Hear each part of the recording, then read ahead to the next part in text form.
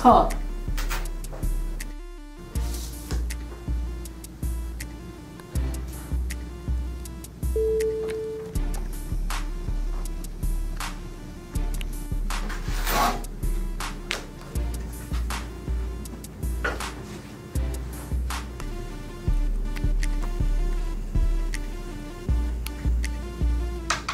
Check.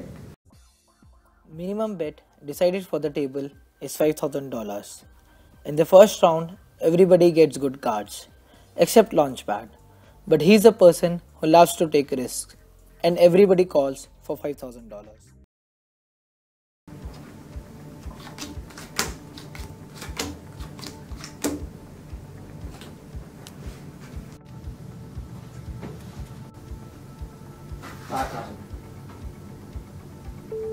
Call.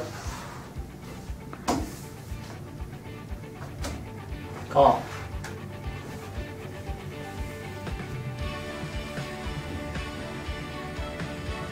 Call.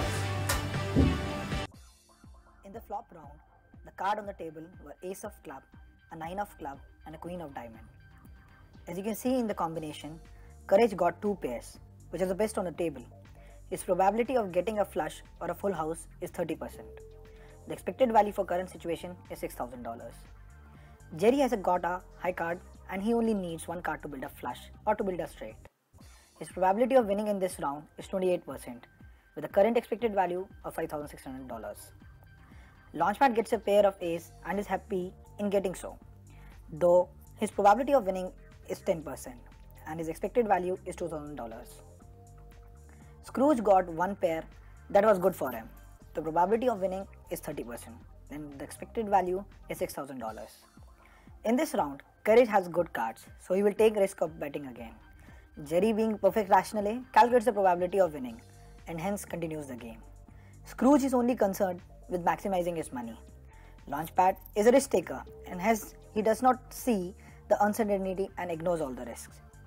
Risk aversion is a process of calculating risk and minimizing uncertainty in order to get the desired payoff, and thus affects the decision making of a person.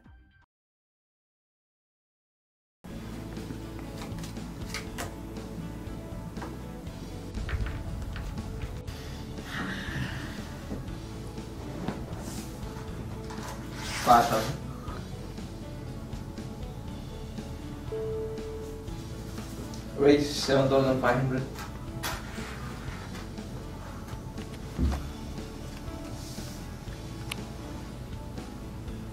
No, fold.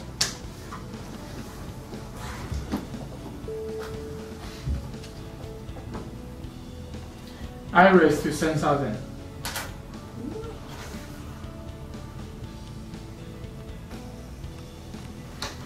I fold.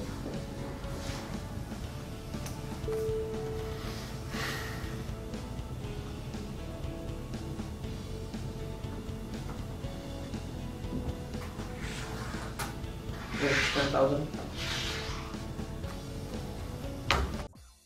In the turn round, a 10 of hearts shows up. Courage did not get the cards he wanted, and hence he folds the cards, as the probability of his winning is 9%, with an expected value of $3,500. Launchpad bets $5,000. His probability of winning is just 2%, and the current expected value is $600. But being a risk taker, he goes ahead with the game. Scrooge gets a pair in this round. His probability of winning was 28%, and the current expected value is $11,200. Jerry gets a straight in this round, which is the best hand on the table, but he raises a little bit so that he does not scare other people, acting as a perfect rationale. He is expecting a flush in the next round. His chances of winning were 20%, and current expected value is $8,000. And when Scrooge and Jerry raises, Launchpad crashes his plane as always and folds.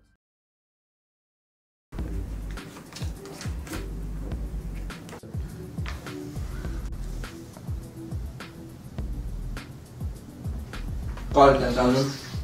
Yeah, you can add some extra money. Hey, come on, don't listen to him.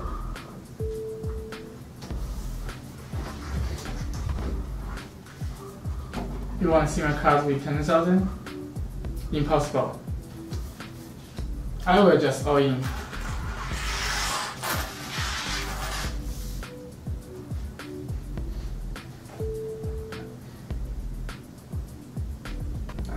I'm just bored. Can I see your cards, man? Sure. I call it straight. Oh! In the river round, a 7 of clubs shows up. Scrooge gets a flush. He also knows that Jerry has a good hand, so he bets some to check Jerry's reaction. Jerry goes all in to get more money from Scrooge. But after seeing this, Scrooge guesses that Jerry must have a better flush. Thus he folds, and hence Jerry wins the game. Good poker players are fundamentally slightly risk averse. In economics, a person is defined as risk neutral, risk averse, or risk loving, depending on how that person rewards the next dollar they gain or lose. Risk loving are perfectly happy risking their entire role on an even odds bet. A risk neutral person is indifferent towards it, and a very risk averse person would never risk his whole role. Thus defining our characters Launchpad, Scrooge McDuck, and Courage. Thus a good poker player is slightly risk averse because he demands a big enough advantage to not to be considered risk neutral. But he tends to value each and every role equally, similar to Jerry. If you cannot afford to lose your entire role, you should not be in the game. As we have seen from the poker game, that risk aversion is basically an attitude of a person towards taking calculated risk when he is exposed to an uncertainty in order to reduce that uncertainty. In construction industry, a responsible project manager is exposed to different types of risks, be it construction risks, market risks, procurement risk, technology risks, etc. Risk aversion, when applied to construction industry, helps a project manager from taking calculated risks in order to reduce the uncertainty associated with those risks. If it is seen that the returns are not of the desired level, then a project manager does not take that particular risks. For explaining this particular concept, we formulated a construction-related problem and interviewed 4 different people in order to get their responses. The problem was related to the delay in advanced payment, which had an effect on the cash flows and indirectly towards the profit. The interviews went as follows. Advance payment to the contractor was delayed by 53 days and by 106 days for mobilization and machinery advance. So this kind of risk generally affects the scale, cash flow, and ultimately result in the decrease in the profit. So how can we react to this kind of situation? Well, if this kind of situation occurs, I would choose to quit this project because I'm the kind of guy that don't want to take any risk. So if this kind of situation occurs, that might lead to the lack of the payment or non-profits of my project. So I choose to quit to this project. I will react based on my own judgment. This risk is of high magnitude and it is directed towards contractors. So in this situation, by my judgment, this particular problem is not recoverable for BOT type of projects through insurance, but it is applicable to client-controlled contracts. So if I judge from client-controlled contracts view, then the availability of project insurance can be through the loss of profit policy with excess premium. If the payment is small, then I would definitely go ahead with the project. If the payment that is to be made is very high, then I would definitely think of other ways of handling the project.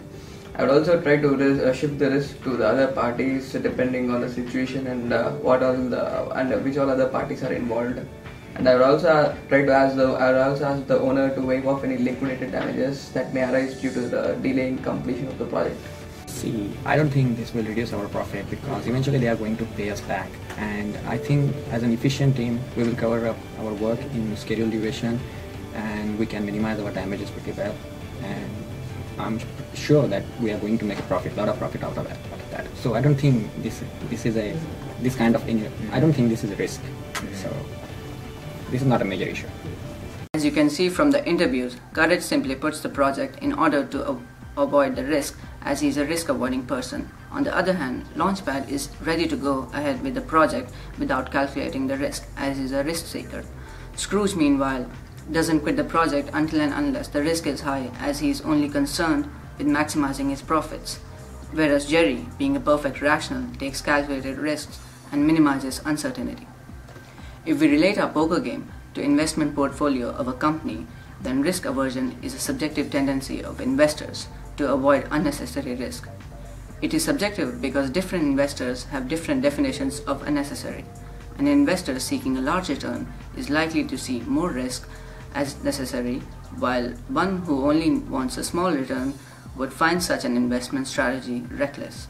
However, our protagonist, Jerry, similar to most rational economic actors, is sufficiently risk-averse, such that given two investments with the same return and different levels of risk, he would choose less risky investment, thus following the process of risk aversion.